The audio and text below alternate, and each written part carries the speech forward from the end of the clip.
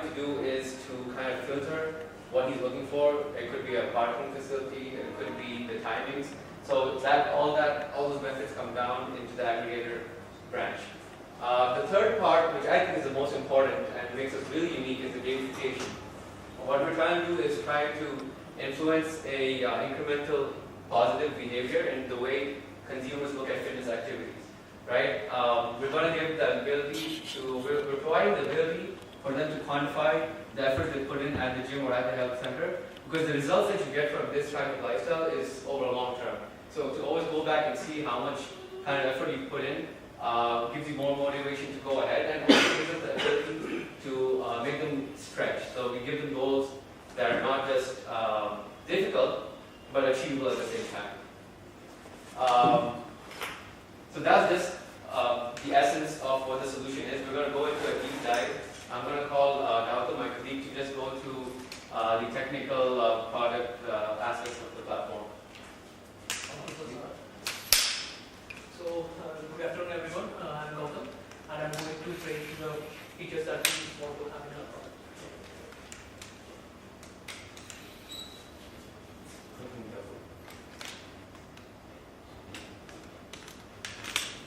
So basically, we want to provide three different categories of products. We have aggregator, we have a planner and tracker, and we have a fitness hub. So coming first to talking about aggregator. So just to reiterate, our whole idea is to make fitness accessible and engaging, and each one of these products is going to tackle one of those aspects. And in an aggregator, we are going to initially provide these features.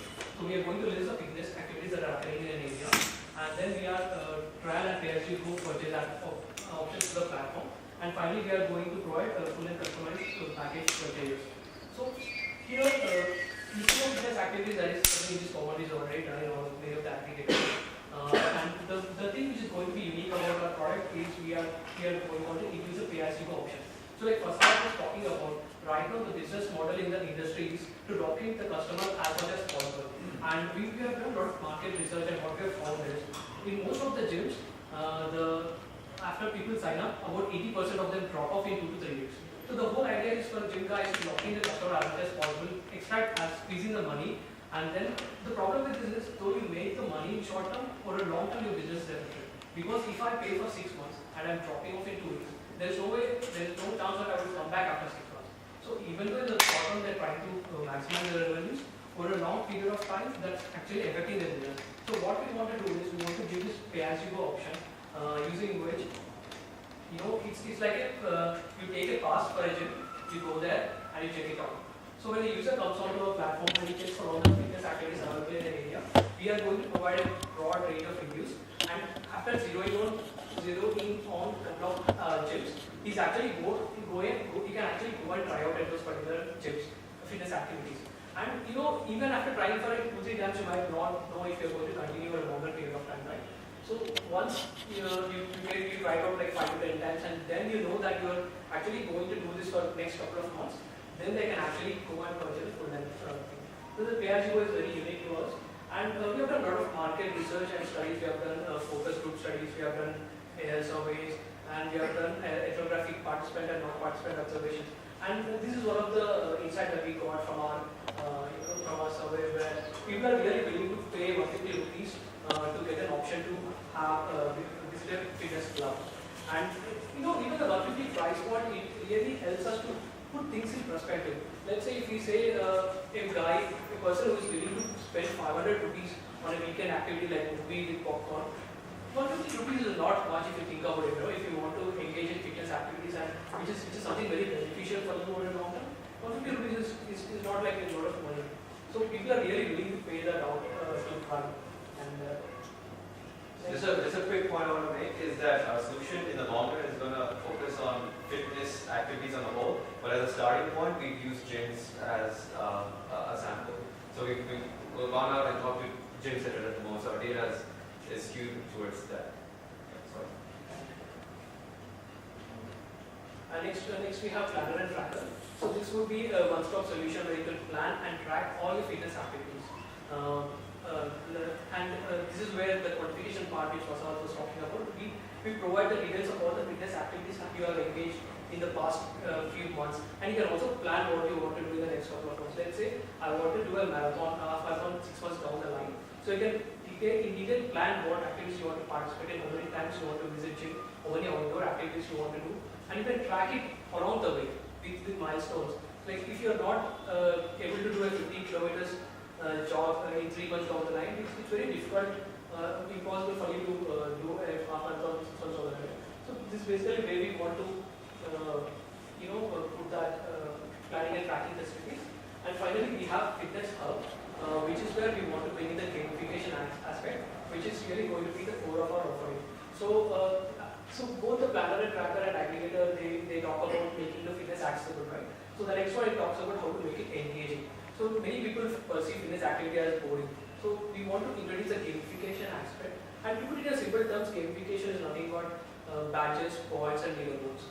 And what we have seen is that even from my actual experience, when I was planning for training for a cycling activity, I used to participate in a website where it used to track my ride and everything. That really motivates you. As soon as I come back from a ride, I get on and see how many miles I tracked, how many calories I burned, and that causes users to engage. So that is where we want to introduce a fitness hub.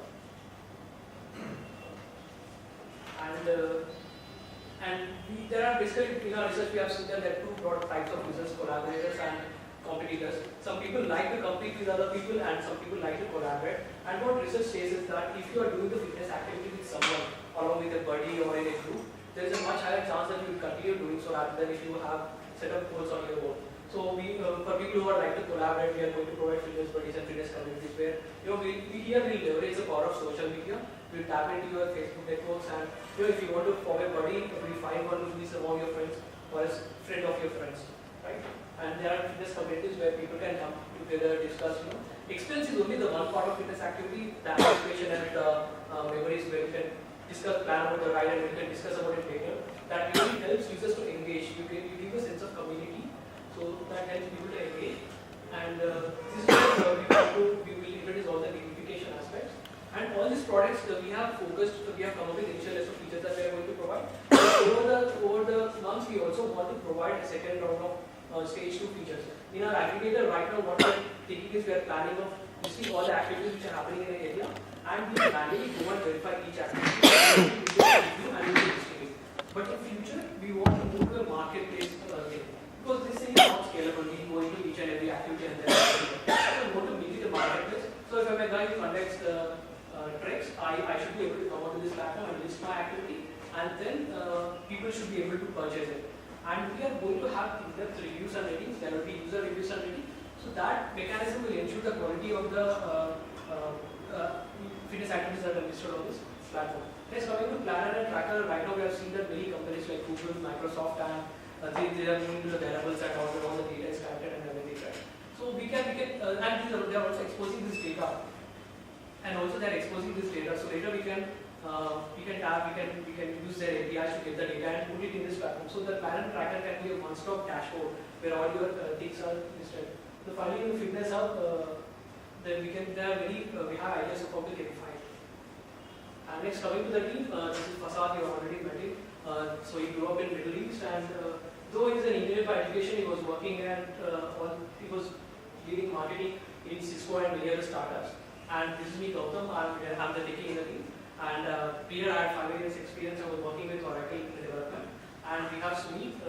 He was leading operations at ITC Foods division. He was he was responsible for launching 2 food products. He was involved right from the beginning, from setting up the factory to day-to-day activities. And finally, we have Vaibhav. He was not able to make it here, but he worked at Dr. Reddy's, and he was leading large-scale operation for one set in the strategy unit of Dr. Reddy's. And finally, I'll hand over to Sumit to continue. Thank you. We have about 3 minutes to get the condensed version in. Right, so I'll go ahead to the value proposition. So our value proposition primarily is to frame of reference is other fitness services or other aiders available. The core proposition is that we want to make the fitness experience exceedingly simple and glossy for an aware user. So we're not targeting people who are not aware, we're only targeting people who are aware. model. So there are two primary revenue streams that we are looking at: the pay-as-you-go that we talked about, and the second aspect is the targeted inbound advertising. So because a lot of users will be engaging with us on a very personal level, so based on the context, we can put in advertisements of from nutrition companies, fitness service providers, or maybe pharma companies, so to say. And our core assumption from this to calculate the advertising revenue is that we should be able to generate about 30% of the earnings that Facebook generates per consumer per annum from advertisements. So coming to our customer segmentation, so the core demographic that we are looking at is urban people in tier 1 cities from 18 to 50 years of age. Now, while segmenting, what we found was that a demographic segmentation might not serve a purpose. So we conducted some focus group studies to find out a few basis variables and did a cluster analysis and found out that these three are the core consumer segments we're looking at. The lazy Joes, people who are aware but have never really engaged in a fitness activity. One-time wonders, that's like the major chunk in the sense that these are the people who tried those fitness activities, lost motivation, and they are not continuing right now. And there are those fitness freaks who are continually engaging with activities. So the expected revenue that we are, or the overall opportunity benefit minus cost comes to around 6.2 crores. And we've done this assuming an idea life of 10 years and a monopoly life of around 2 years. The competitive landscape. So, as such, there's no broad solution available which is our direct competitor, but there are solutions available in individual spaces. For instance, we have fraternity in Mumbai who aggregate fitness activities. Then we might face competition from players like Fitbit who are into wearables. But the core problem with these solutions is that they don't address the problem of motivation as such, or rather the fact that the people are aware, but we need to make fitness accessible and engaging. So these solutions provide you a good way to track your fitness, but they don't provide you the right platform where you can be more motivated about it.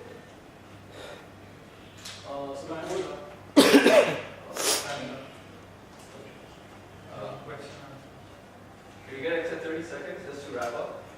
Right. Is that okay? So we did a industry analysis as well. So the primary thing we found was the industry was moderately attractive, and the only risk is that the barriers to entry are really low because the investment required in building an app is low. But we are addressing this through our business model innovation is the fact that so I address this in the fact that we have a structure and a content. So the activities that we are performing and the way we are linking those activities makes us unique. And the second aspect is that if we are the first mover, we plan to create a brand value which would create an automatic value. This is our execution plan. So we are looking at gaining a 40,000 user count by 2015. This is what we think would be the critical mass where we need to be launching the other two services after the aggregator. And finally, looking at the exit strategy, so what we feel that there will be two ways to exit, either through an IPO or by selling ourselves out to a Fortune 500 company like Google or Microsoft, as they are anyways entering into the fitness industry. Thank you. Sorry for going about time. Okay, please. I would have MBA of 6 to 10 and 6 to 8 those are the results with unrestricted ones.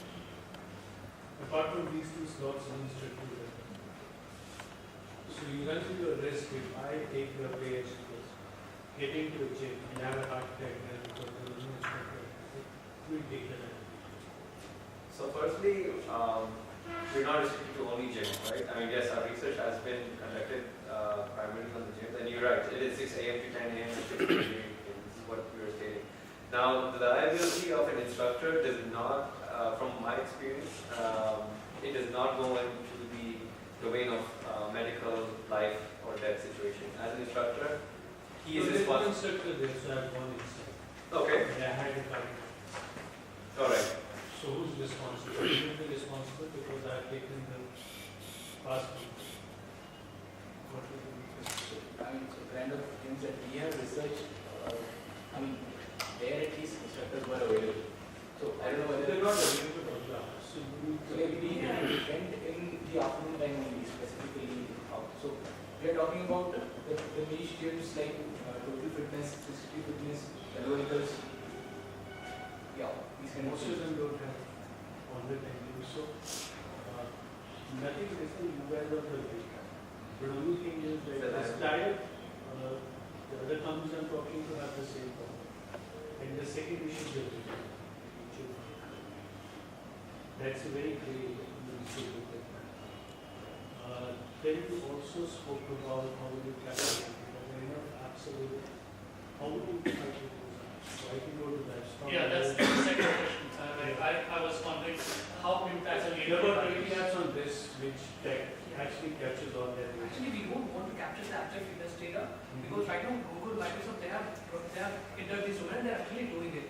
But what they do is they expose the data in the form of third-party applications. Like just like any application can integrate with Facebook and Read or your application, even we collaborate with these applications. When they expose the data publicly, we collaborate with them and we bring in the data and display it on our dashboard. So my question still stands. What are the entry barriers? How do you prevent competition from doing the same thing which you guys do? What's your name? So if we do just implement one or two of these activities, that would be something very easy to copy by everyone. But we want to develop a strong network with all the fitness players, and then we want to provide all these features. So why wouldn't anybody else do that? We will. We're not offering One anything thing is, unique. There is no blue invoice solution. When you started the presentation, you said that you want health and fitness and you want to fight obesity and cardiac and diabetes.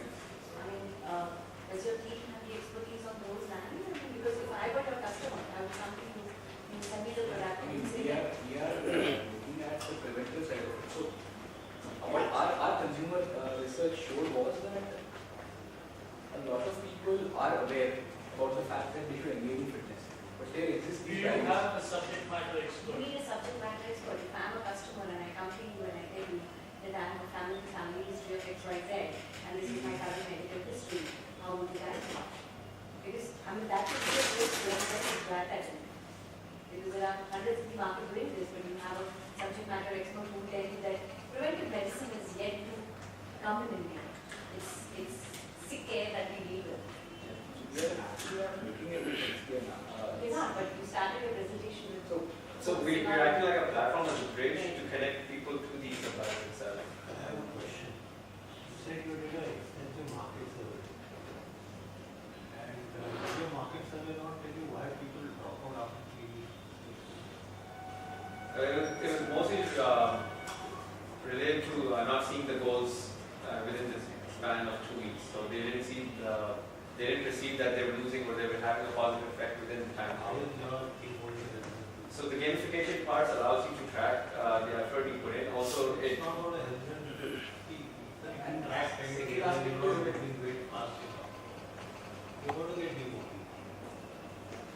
so Your app going to help you to know that. so we're providing two features or a feature on two levels, right? On a competitive and a collaborative kind of interface. So a collaborative interface, as Gautam mentioned, it kind of lets you connect with Fitbud. Excuse me. Also, they should. What's our break-even point? So how many customers you want to have to make? The users. Like 150 rupees, you will not even get services over this. Typically, Just felt the pain point, that's why we are doing this. So there are always fitness centers out there. Yes. You would line up with them and basically break up the six month contract.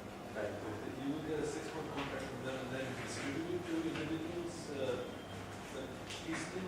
No, we're actually allowing them to give us the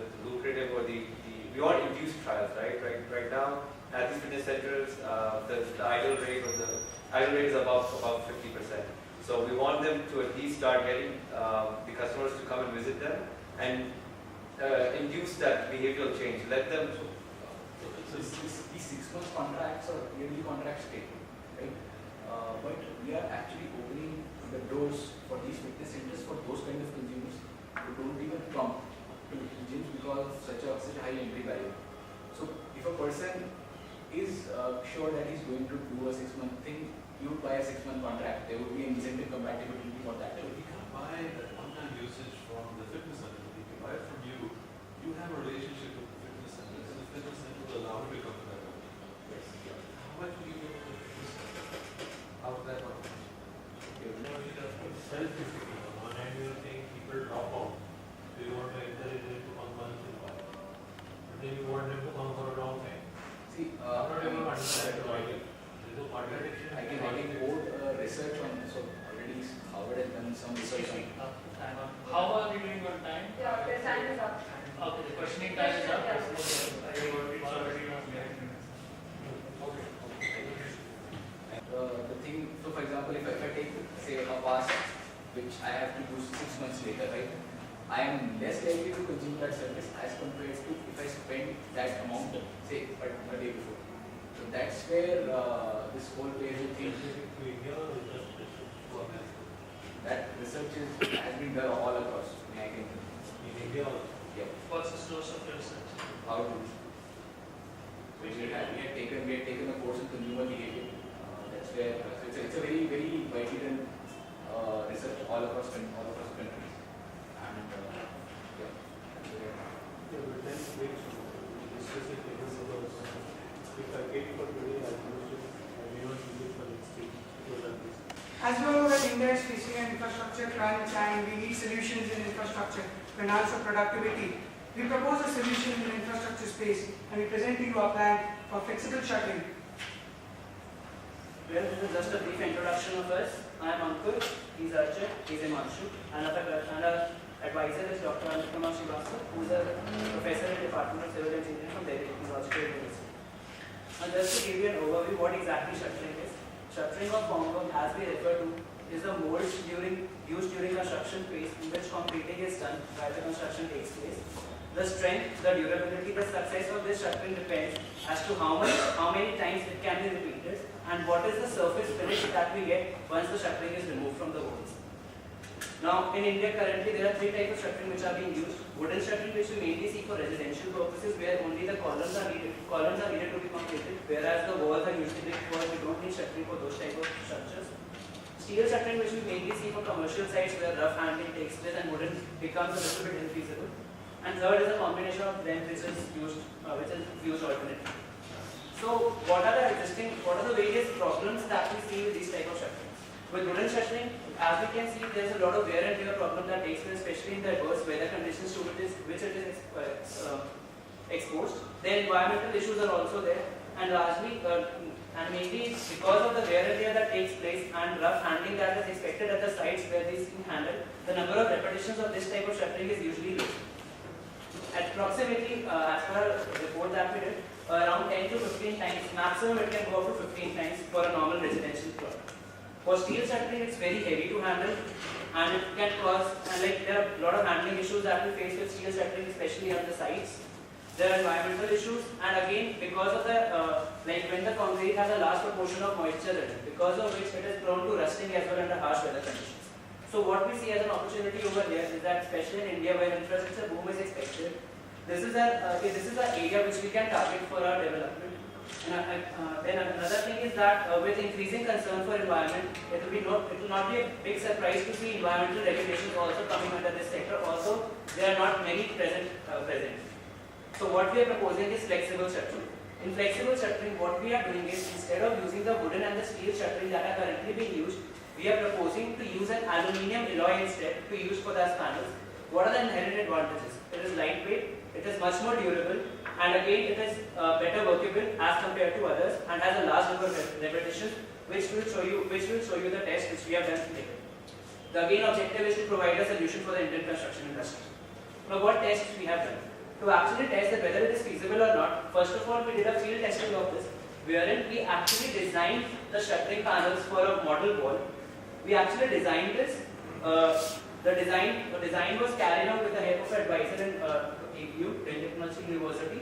Proper designing was done. The aluminium panels were properly welded, and they were actually used to construct a wall with a proper reinforcement and foundation in the premises of Delhi College of Engineering itself. When proper concreting was done and proper setting time was given of around 1 to 2 days, after which the panels were removed. The field testing was successful in the terms that a proper smooth finished wall was obtained. Now, once the material was used, we did various lab tests on the material that we had used.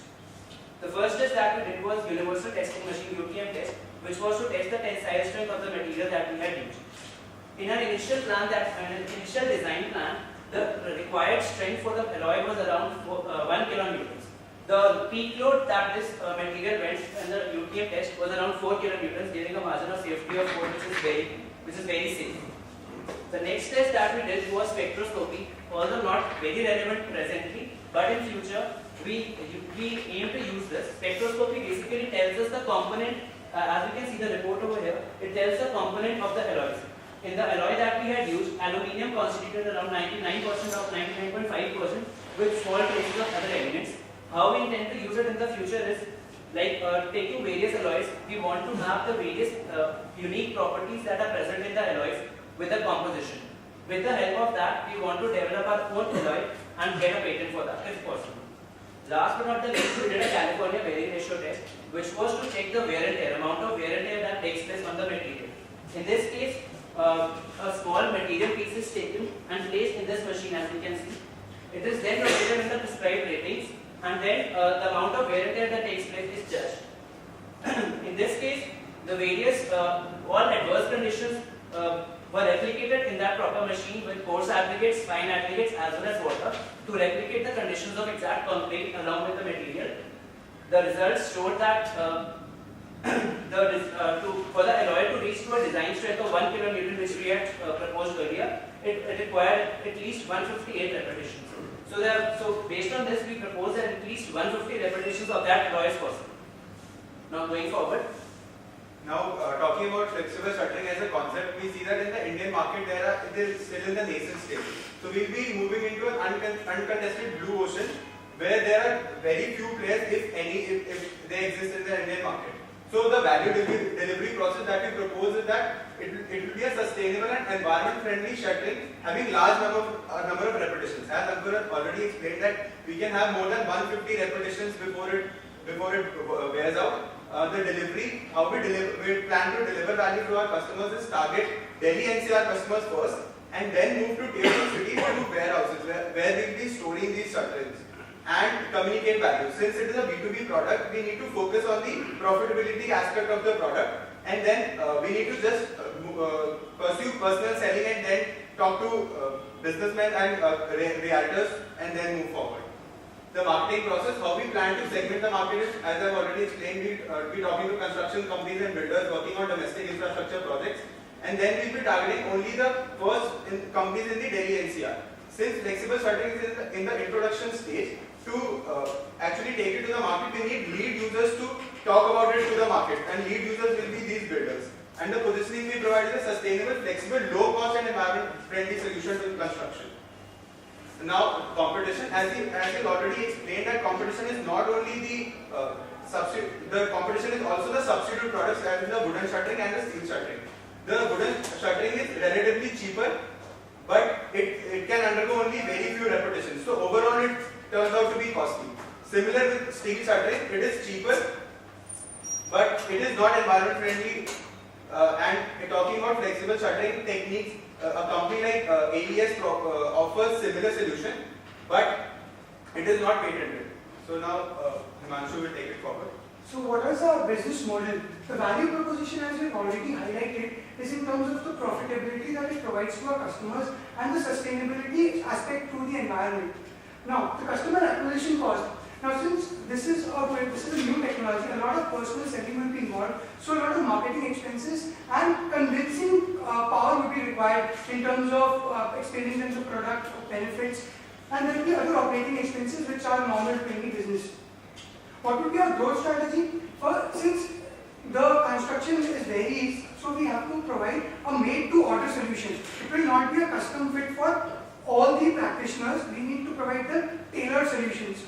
And for the revenue aspect, we would focus on first a made-to-order model, which will invite a partial advance from the customers, and then once the delivery is made, then we'll get the balance of payments.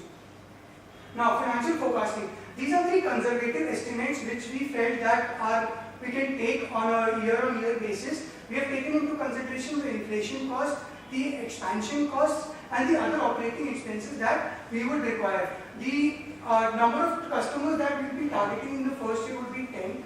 The number of employees, excluding us, would be the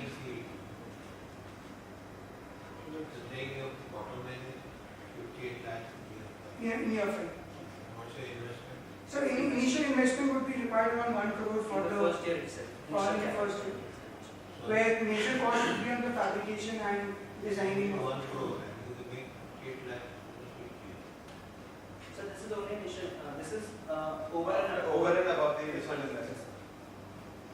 Over and above the Initial investment. This is the net profit.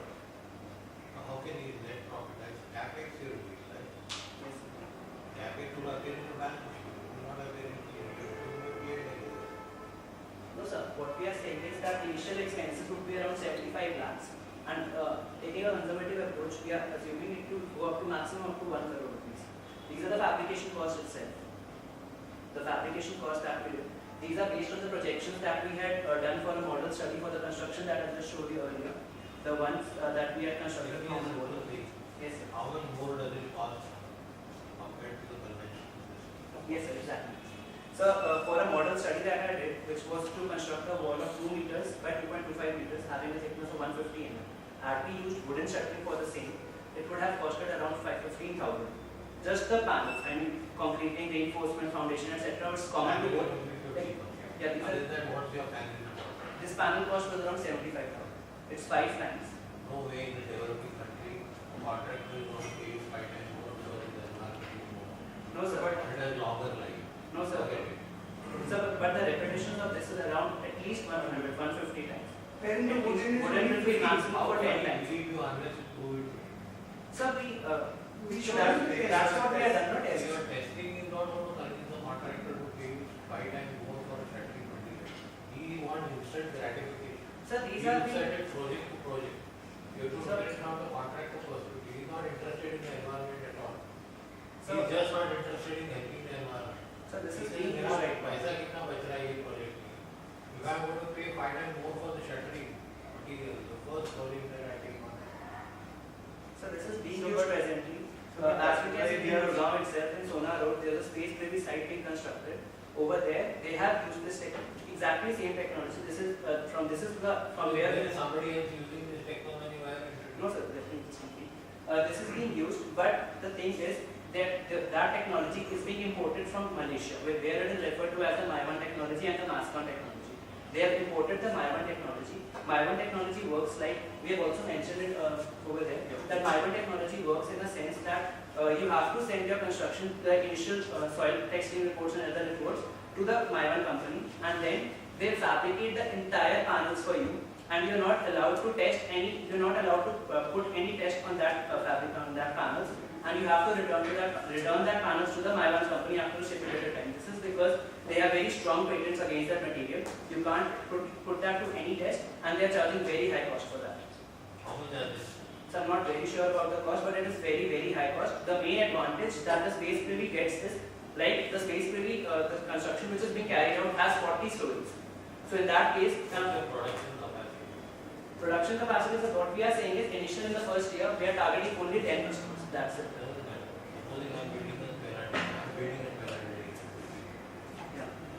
I am going to have more than 150 repetitions. It makes any sense also to go for something else. Exactly. Do you have the capacity? I am not going to give you any.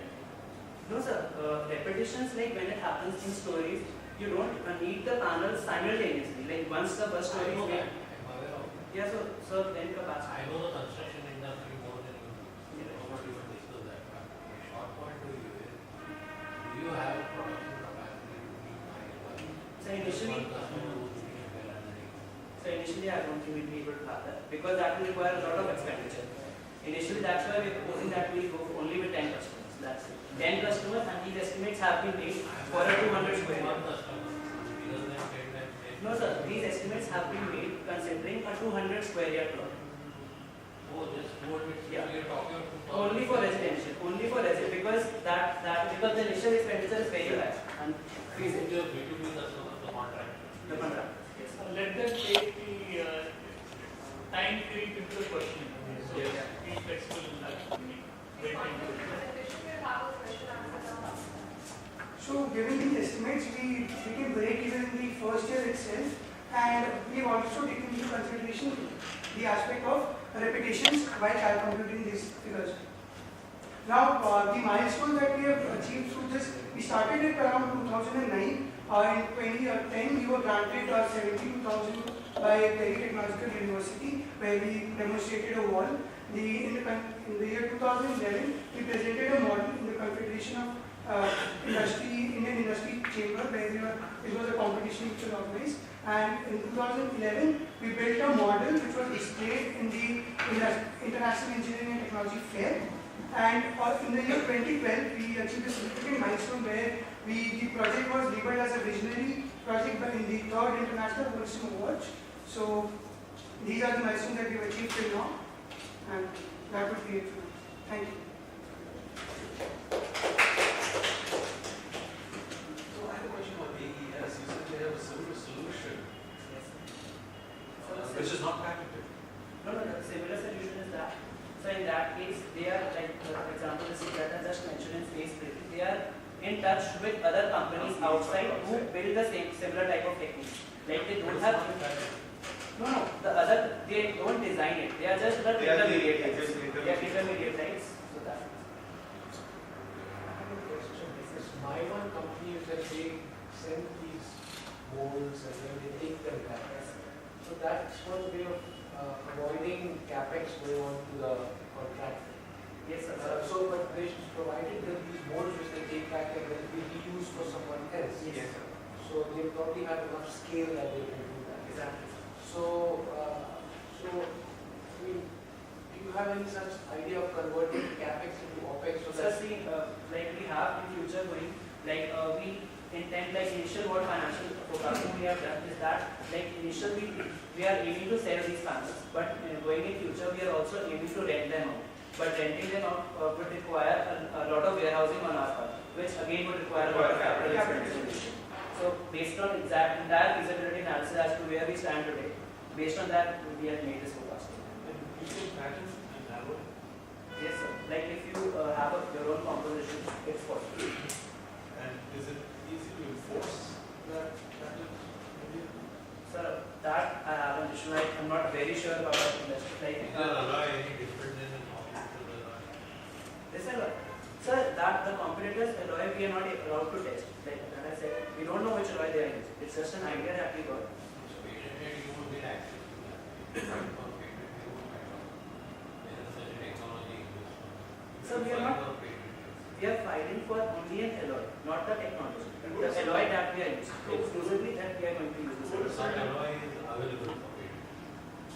So we are going to design a new alloy based on the spectroscopy mapping test that we are proposing to do. So what if the third company comes up with a third alloy which is very similar to your alloy, but still not your alloy? Then they could price it at 1% less than your alloy. But then, Right, no, they have. but then again, for the first mover advantage, as we can say, I mean, Somehow my only worry is that you need to work out a model A which is scale much larger than what we do. I think you need to look at a much bigger scale. Because that's what you're getting too conservative.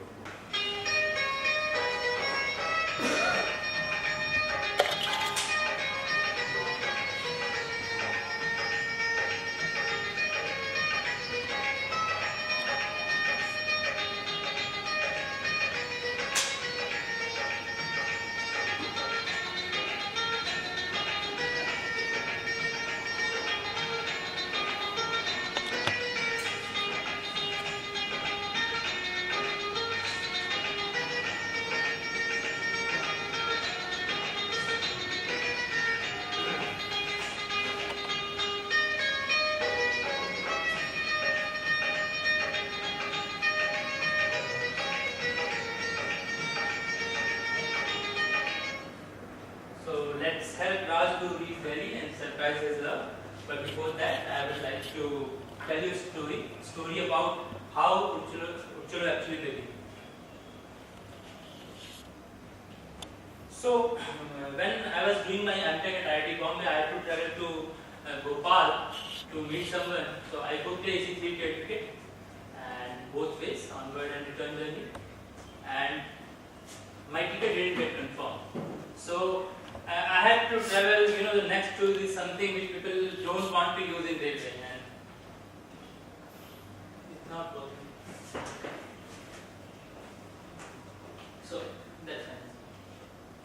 So, next to the laboratory I was sitting, I traveled to the Bhopal, and by the time I reached Bhopal, I was in a pathetic condition. So, again, when I was coming back to Bombay, I decided not to go by train. The reason because my ticket was not confirmed, and also I don't want to travel again at the door of laboratory. So, somehow I managed few bucks from my friends and family, and I traveled by train. It was jet lag flight, I remember. And I found in that flight actually was the beginning point for Uchiro. But I found that almost 50% and even more than that, I would say, seats were vacant in the plane. So only one mode of transport, we have no seats, we are not able to afford, able to provide tickets to the normal people. On the other mode of transport, we have so many seats vacant. So then I went back, I wrote an email to the Gopal Ranganathan, who was the vice president at that point of time. He reverted back, he called me, we met, and he told me to do a further study, do some market check, why there is a gap in this. So, anyways, I will do this. So I went back, and this was the beginning point of Uchiro. Myself, along with Gopal Ranganathan, we formed a team, and we started Uchiro. When I did the market reality, what I found, almost 3.8 lakh people daily get rejected by Indian Railways because Indian Railway cannot, able to give them a seat. And especially in the AC2 and AC3 class, almost 0.1 million people and 1 lakh around people get rejected every day. So, but still we use railways. The reason is obviously it has a better connectivity. So let's say if I want to go to Orchid, I can reach by railway, but I can't able to reach there by planes. But the main reason why people are buying a railway ticket is no doubt the cost factor. The cost is not a variable. First of all, nowadays, although premium trains has been started by the Indian Railways, but still most of the time the ticket prices are constant in the Indian. So people prefer that. Whereas in the domestic airline, if you check, every day almost 48,000 seats are going vacant. Although this data is at the time when Kingfisher was live. So still nowadays almost 35,000 seats are going vacant every day on an average. This is as per DGCA data. The reason why there is a so low passenger load factor is obviously the high ATF prices and the airport taxes, and that's why people are not able to afford an airline ticket because the cost is high. Obviously, we cannot control the other two factors. Certainly, those are controlled by the government of India, but we can certainly do something around the low passenger load factor. We can certainly do something to increase the load factor of an airline. So we have so many seats going vacant on the other mode of transport, because these are the only true long haul transport in India. So on the other one mode, we have so many passengers who are queuing up for the ticket. On another mode, we have so many seats which are going vacant. So we tried to come up with a model where we can transfer load from one mode and give it to the other. So when we checked the business opportunity, what we found, there is a still 4,000 crore worth of seats every year going vacant. So airline can tap that, but they are not able to do so. There are obviously reasons for that, but can we do something around it, and we can fetch those railway customers and give it to the airline at the cost where a railway customer is comfortable. At the same time, we need to avoid the dilution. Dilution is something like a regular customer should not come to our system. Because a customer who can afford an airline ticket at let's say 10,000 bucks, if I'll give it him a ticket at 2,000, maybe 3,000 bucks, obviously he will try to cheat and come through our system. This is possible, so we try to build so many fences around our system that not a single regular airline customer can come through our system. So this is how we make sure actually while developing this model. So right now, we almost started with the model of exchange railway PNR. So even only if you have the confirmed or waitlisted PNR, then only we will give an airline ticket. But we started initially with this SSB candidate in the NCO's model. What this is all about, in Indian Army, they call candidates who will pass or graduates for Army interviews, and they provide them AC2 tier, AC3 tier return ticket cost. So they have to show their railway ticket, and then they will get reimbursement. So we tied up with the Indian Army and we said them, okay, let them buy ticket through us, and again you do the reimbursement, because we are anyway offering them a flight ticket at the cost of railway, and anyway those candidates, since they don't own money, so they used to come by railways just to get the reimbursement. So now they can buy a ticket through Chalo and get the reimbursement. So this is the first niche market we started, because touching the railway at the very first instant could be disastrous for us for a few reasons which we thought of actually. So that's why we didn't start with the railway model initially. But so, we can you just repeat what you did with so the although our target is railway market, so I don't want to go straight away in the open market saying okay, any railway customer can come to us. What I did, I found which travelers are actually the railway passengers. Is there any niche market where people are forcefully given a railway ticket? So that's not nothing but the Indian NCOs are the non-commissioned officers. They are the JCOs and Jawans. They are entitled AC2 and AC3 tiers. So what I did, I tied up with the Indian Army. I told them, okay guys, I will offer you an airline ticket at the cost of AC2 and AC3. What problem you have? You can give. So that's how it actually happened. So I covered the Indian Army sector. This is my first market segment or the niche segment which I covered already. But I have started only from the Bangalore center, which I will show you in the next slide. So right now in the model you can see this is our website, urchalo.com. So you just need to submit your request. It will ask you your roll number. We do verification back end. So we verify this roll number with the Army headquarters. Once the verification done, then only we send you an email with a link where you can book online ticket like any other OTA. So you can see a roughly fair chart which we are offering. So let's say if you want to fly to Bangalore right now, right away I can offer you today's evening flight at 4,900, which is almost 50% of what the other OTAs are, provided you have a railway ticket or you are going for an SSB entry fee or you are an NCO. That's the condition, obviously. Right? And the reason is obvious. If I have a railway ticket, but I'm not an NCO, I can avail of this ticket. Yeah, you can write. Then that is not be satisfactory, because I could be a standard airline passenger, and I could just buy a railway ticket. Then exactly. So that's why we put so many fences like your railway ticket should be 1 month old. It suggests to me that you were an authentic railway passenger. That's why you bought a railway ticket a month ago. In addition to that, I have very limited distress inventory. So let's say if I have 5 seats in a plane, I will obviously give preference to the Army vehicle, not you first. So once they will be, let's say all the 5 seats are gone. So I will say so. That's how does the airline accept this? Yes. The airline accepts. Yeah. We have the tie-up with the airlines. I'm extremely sorry, sir, but I'm not able. I will not disclose the name. So the airline gets paid by you, or they get paid by the railways? So what happened actually? We have the direct API with the airline. So airline push inventory on our API, and we get the direct access of that. So it's like an OTP. We have the direct API integration with the airline. They only provide seats on those planes which they think could go in distress. That's also in the presentation. So the value proposition for the customers, obviously it's a win-win situation, provided they have the waitlisted ticket, because they were anyway planning to go home, and now they have the way to go home. So currently you are doing this for the army itself. You're not- Right now we are doing it for army, but we are going to extend for the other people once all the fences are in place, because for that we need to do so many codings and all this. So that's we are doing that.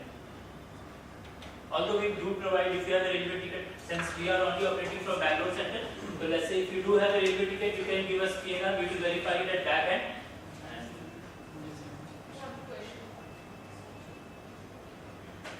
Okay, so for the airline, we are a channel to promote low performing sector, like the channel Bhopal to Bangalore, Bhopal to Bombay. If someone is coming on that sector, obviously they can push more and more inventory through us, so that the railway customers who are coming through, coming from Bhopal to Bombay, they can avail this facility through us. We are a channel with inventory control, so we are not a regular OTA. What we are saying, only if you have the distress and inventory, then only push it through us. Else, we are not forcing you to give us any inventory. So let's say if your flight is going at 100% load factor, we seriously don't want any seating there. That's clear how we are with the airline. Transparency and heuristics, we are maintaining our customers, we are doing the profiling of the customer as well. So that's necessary for our business. And additional revenue source, this is important. The reason is, at any point of time, we are not promising an airline saying that we are a regular revenue source for you guys, like other OTA. Reason being, we are selling something which was anyway going distress for you guys.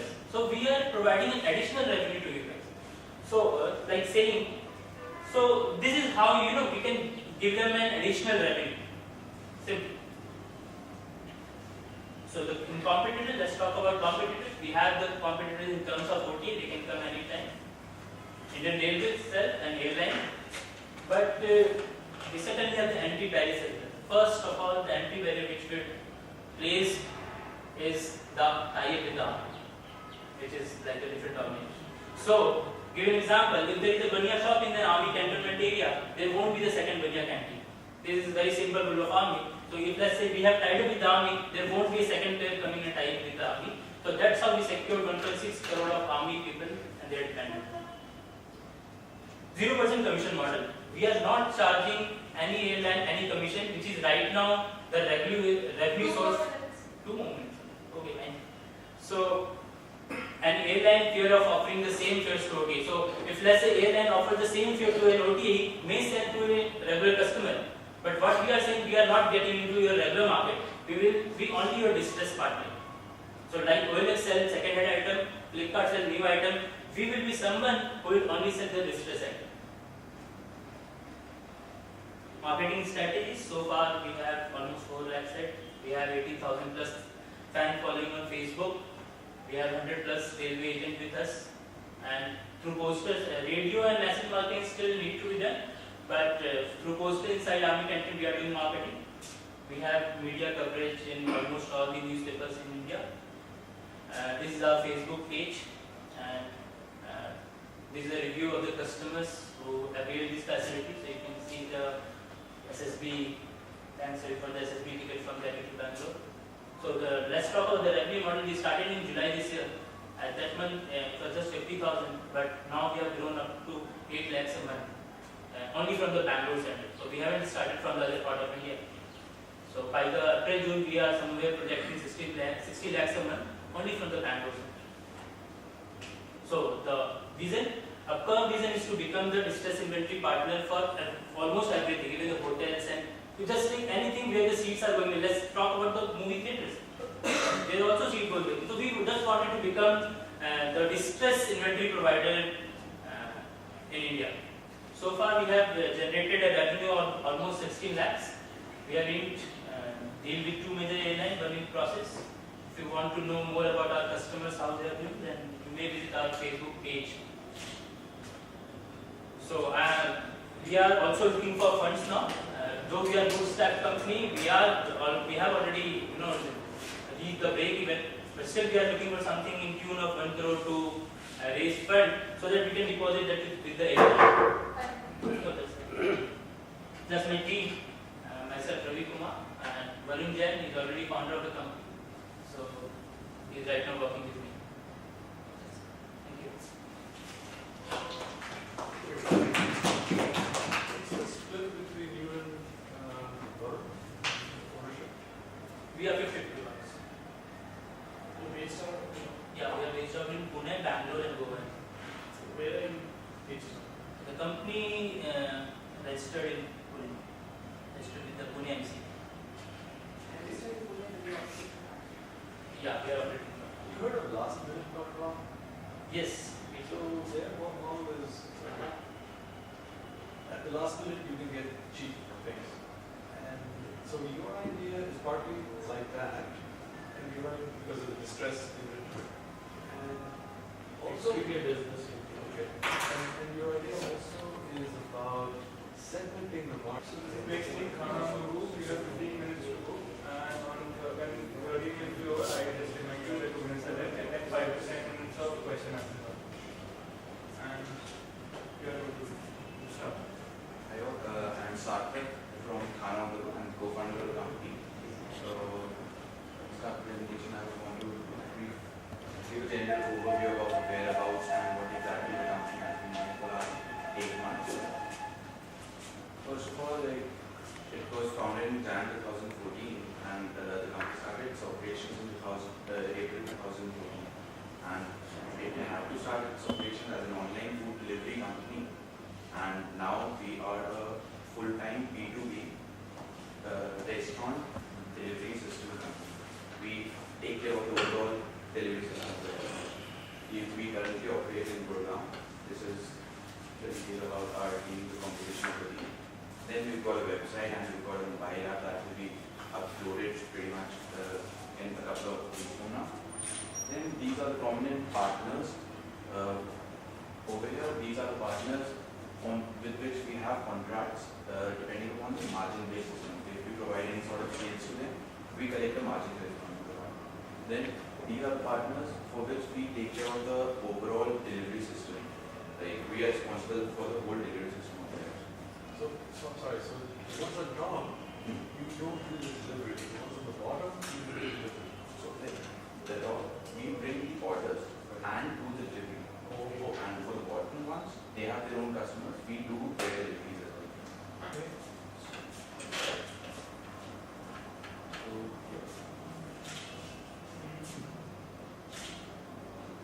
So, yeah. Like ours is a self-funded startup, so there has to be a need in the market. Like we are already starting, and so there has to be an existing need.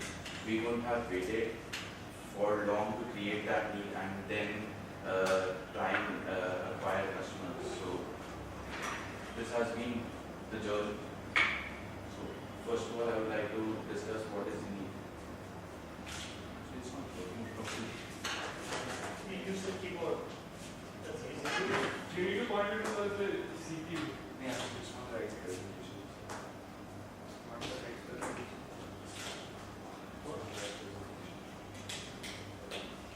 The sales focused presentation to the customer. No. Actually, the other presentation. Stop is timing, so and you have to should be that for.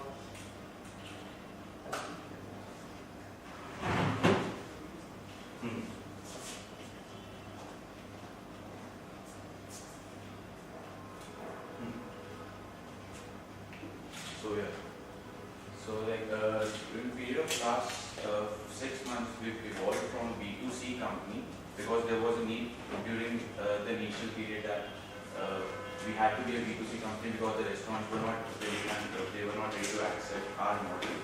So this was the scenario where we gone to a restaurant, they had doubts whether or not we'd be able to deliver the food for them, whether or not we'd be able to carry out the deliveries for them. Then for the next quarter, for the next 4 months, we had built our own customer base, and we had tied up with more than 50 restaurants on margin-based system wherein we used to bring orders for them, we used to deliver those orders as well. And the basic aim of this process was to prove our delivery handling capability. And now we are entirely shifting our focus from a B2C company to a B2B company wherein we are dealing with restaurants only. We are taking care of their complete delivery system. And yeah, so as I told you that we are a self-funded startup, so there has to be a need in the market. So let's understand the need with a small example that I have in front of you. So Sandy, he's a regular guy. One day he decided to open a restaurant.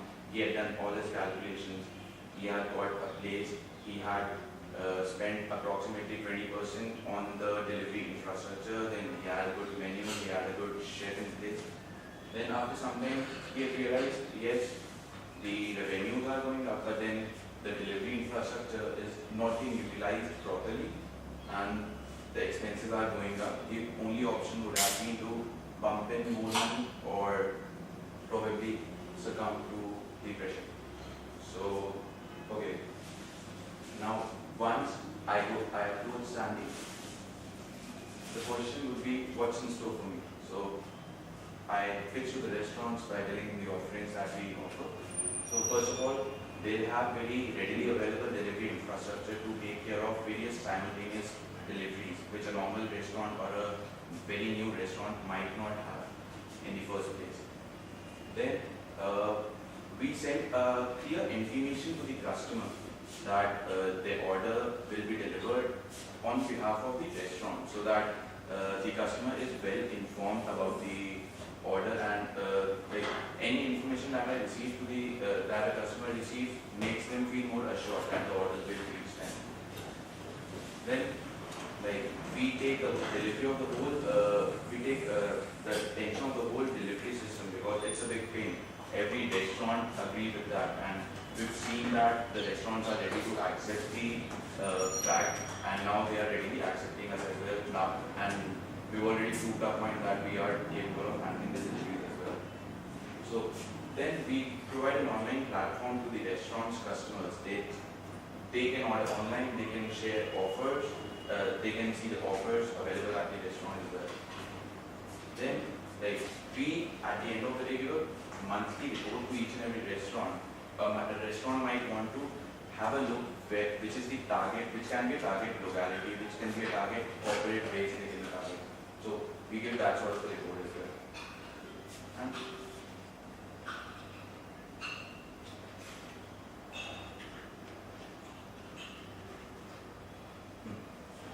And on account of all those things, there will be happy customers, there will be sales, and expenses coming down, and there will be profitability for the restaurant. Then, yeah, okay, a lot of talk has been done. What exactly is the business model? The key question arises. So, first of all, the delivery process, how does it work? The restaurant receives the order, restaurant intimates khana on the go, then at the same time the restaurant prepares the food. In a duration of 15 minutes, the delivery boy from the nearest station to that particular partner restaurant reaches there, collects the food, makes the payment then and there, and in the meanwhile, the SMS and an email is also shot out to that customer. Then the delivery is done, and then the customer is also intimated about the online ordering option available to the customer, because there are cases where a customer is a daily customer and might want to repeat that order every day, so then they can do it without giving a call to the restaurant itself. Then how do we know? So, like, there are various slabs which are created for each and every restaurant.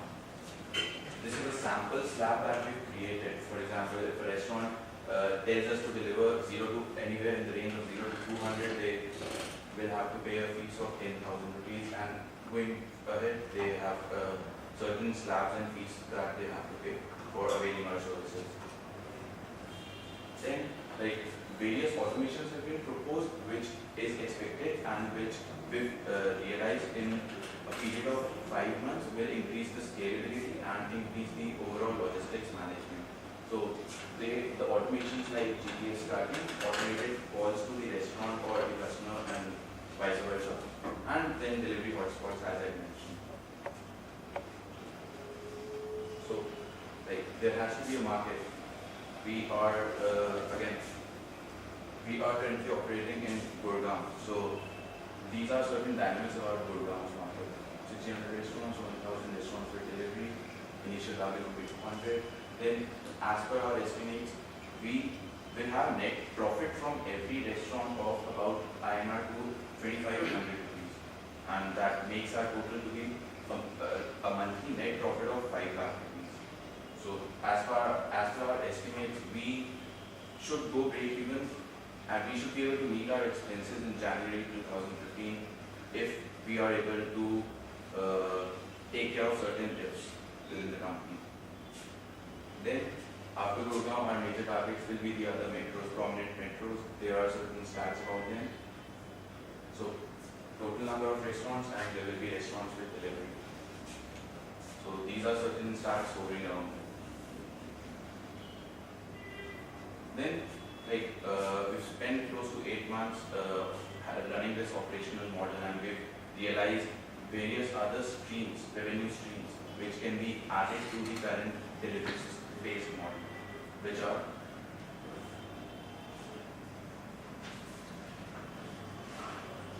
we can be an online advertisement company, we can be taking care of the overall customer care of the restaurants, we can share the customer analytics, and there are certain other streams which are also getting explored, and over a period of time we might be able to add another stream of revenue. And there are the key numbers. So we've till now in 8 months we've processed more than 3,000 orders, totaling the value of 13,50,000 if I were to be precise.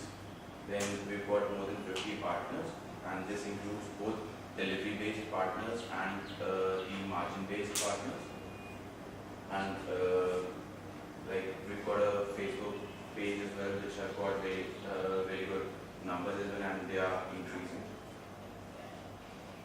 And this is a slide on our revenue mix-up and our expenses mix-up. So, we've started having major chunk of our revenues from our delivery-based support, and a very little from our margin-based restaurant, which we are anyways in the process of phasing out from our overall revenue-based model.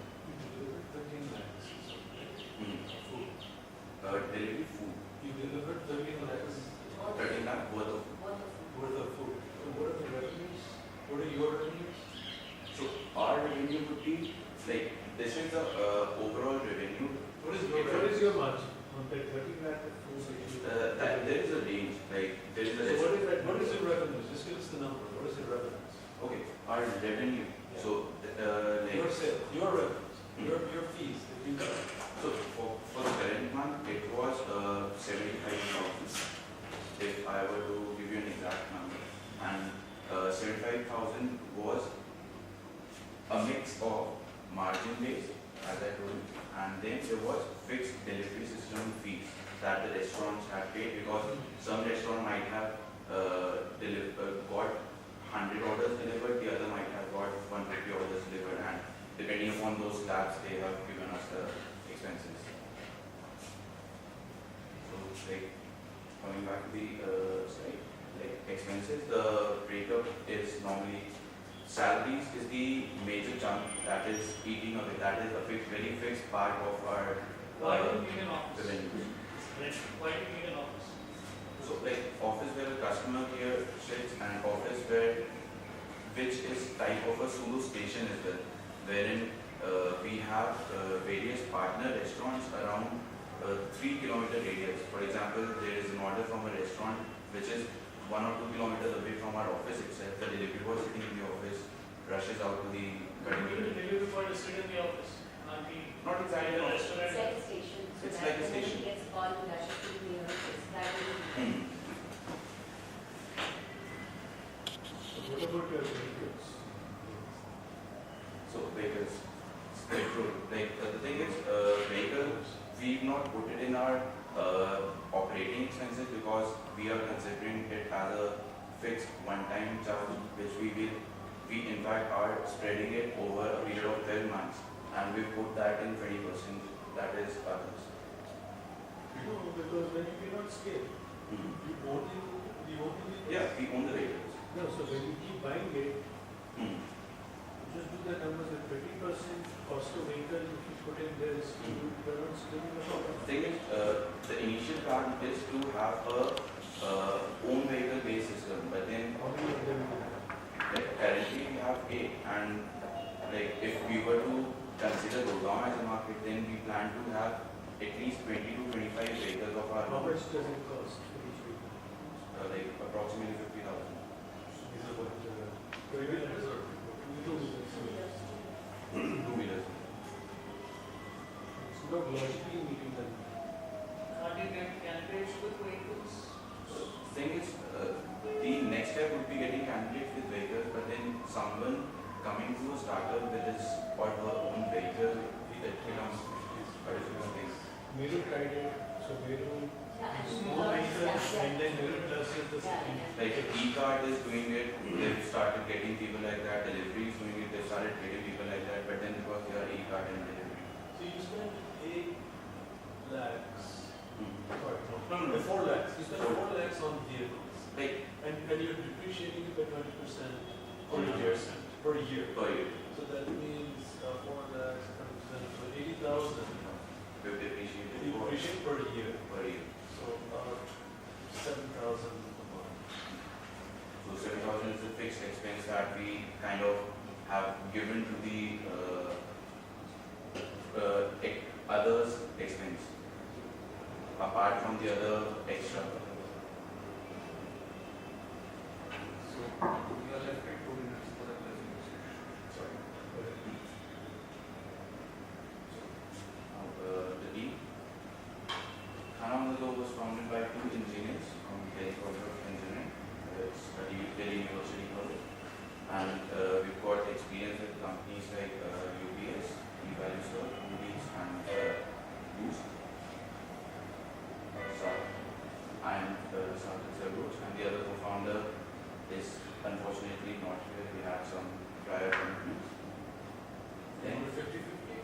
yeah, it's a 50/50 and it's a partnership model. We are not a private limited company. Then we've got a website which is being taken care by a junior of our college.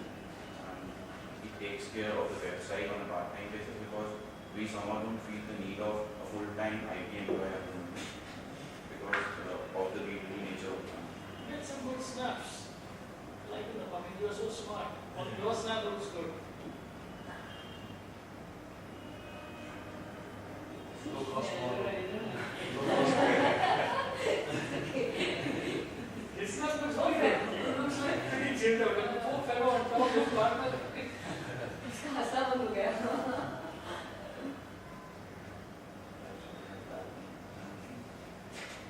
Okay, done. Can we ask questions? Yes. Like, who is your benchmark? Food panda. Thing is, Food Panda would be an online ordering system, but then we are trying to be a company which is there to provide delivery support to the restaurants. What about guys like Mumbai Dabawala? They support from domestic to office. So yeah, Mumbai Dabbawalas, it's a different case study altogether. That too, we also did try and adapt, but then yes, we were not able to test it out with a number of 6 restaurants because yes, we are doing that thing. We are doing the relay system. We are doing that thing. We have that thing in place that wherein a delivery boy will pick the food from one restaurant, then will hand it over to the other delivery boy sitting in his station, and if the customer is based out in his station, then that delivery boy is responsible for that particular delivery. But testing it out with 6 restaurants might be a difficult thing to do. But we have The that. market size of this. Who are the people who